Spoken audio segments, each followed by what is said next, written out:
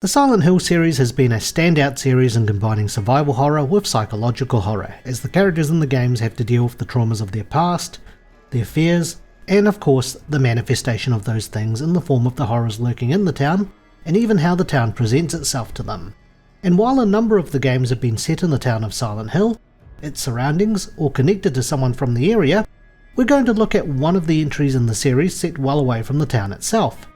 As a matter of fact, it's not even on the same continent as Silent Hill. Today, we'll be looking at Silent Hill F, a game set in Japan during the 1960s. The game's story was written by Ryukishi Zeronana, who is well known for creating the When They Cry visual novel series such as the Higurashi and Umineko series. Before we continue, the review does feature some late game footage, but this will be non-spoiler and shown out of context. Silent Hill F is set in the 1960s in the fictional Japanese rural town of Ebisugaoka and has you play the role as Hinako Shimizu, a high school student. Hinako struggles with her family life as her father is abusive, her mother is submissive to it to the point where she would defend her husband for his actions, and her older sister Junko has left the household after getting married. After having a fight with her parents, Hinako decides to leave the house and meet up with her friends at a local store. On the way, she notices that the town is eerily quiet, and on her way to the store meets up with her friend Sakuko, who offers to meet up with her there while cryptically calling her a traitor.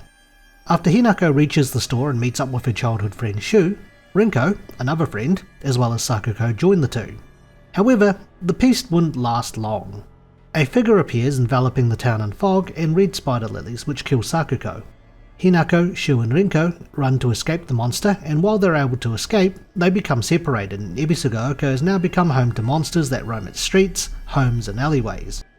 From here you play as Hinako as she goes through not only Ebisugaoka, but also the Dark Shrine where she's guided by a mysterious man wearing a fox mask. But is this game any good? Find out in The Good. I found the game's setting and atmosphere to be absolutely amazing.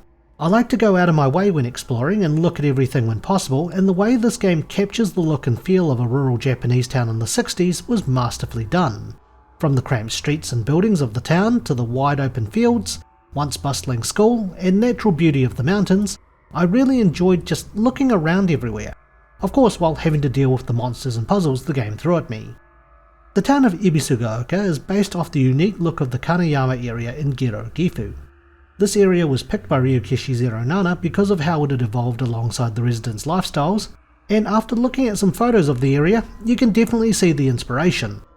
The Dark Shrine's atmosphere was really well done too, with an atmosphere of not only religious importance, but also a sense of dread and the underworld as well.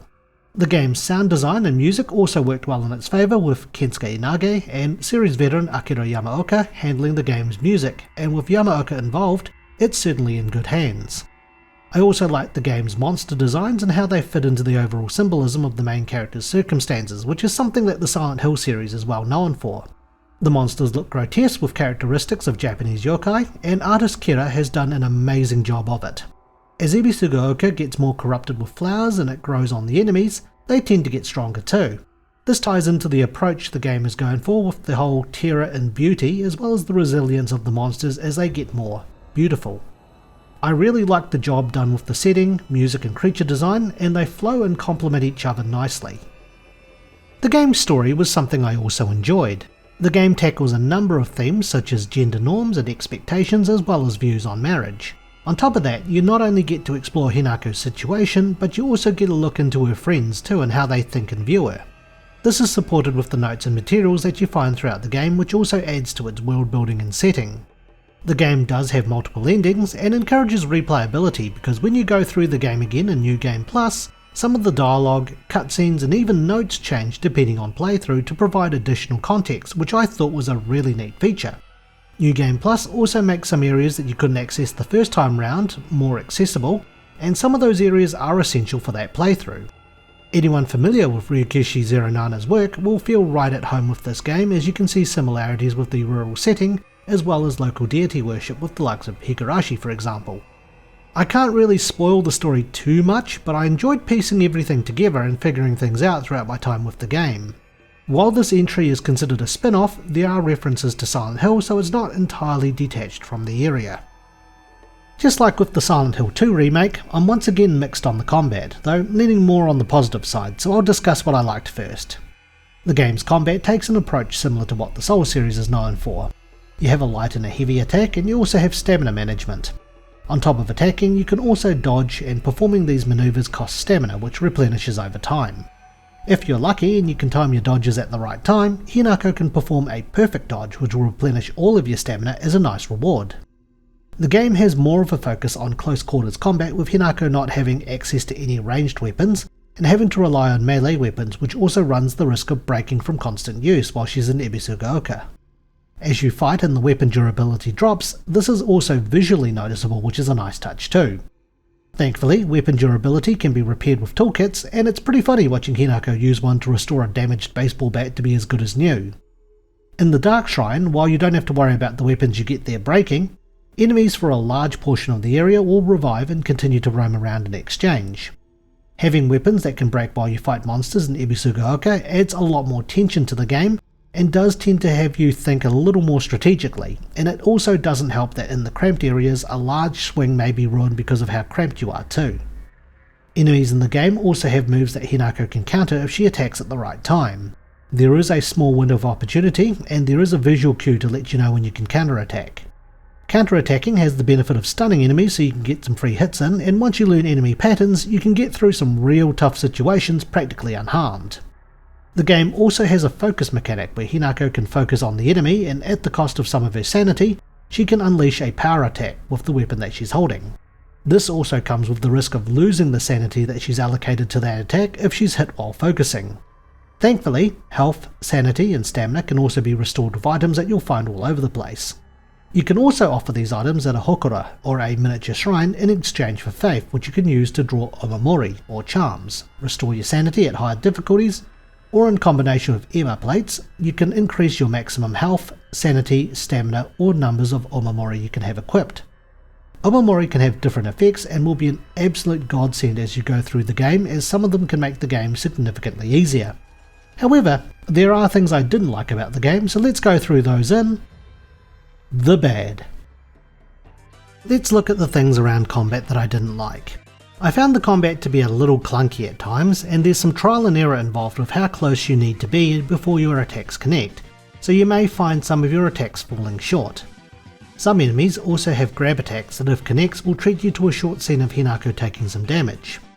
After being conditioned for so many years to mash a button or do something in order to escape these grabs in other games, it took a little bit of getting used to just having to helplessly watch. Enemies can also generally tank light hits, so in order to stun them you really need to get a heavy hit in, a focus attack or a counter attack so that you can wail on them, and even then the game can punish you for getting too greedy. These are minor issues regarding combat though. For the most part I liked the approach. This one can be easily fixed, but I did run into some visual issues on PC. There were times where the visuals would distort when I was moving or looking around. While this may seem minor, it happened enough to annoy me that it plagued a part of my first playthrough. Interestingly enough, turning on motion blur, which is something I usually have off, seems to have fixed it. I did also run into an issue late game where I had to quit back to main menu and restart from my last save multiple times. I won't include footage of this as the content does have spoilers, but you're required to interact with an item which causes Hinako to be attacked by enemies within a small area, and sometimes one of the enemies either doesn't appear or leaves the boundary so you can't get their attention, forcing to restart that particular section so you can progress. This issue was pretty annoying as there are multiple sections where you have to deal with this in that part of the game, so here's hoping that gets fixed up too. Thankfully, in terms of performance I didn't encounter any other issues, and with that, that's all my grievances out of the way really, so let's wrap things up with the opinion. I feel Silent Hill F is definitely a return to form for the series.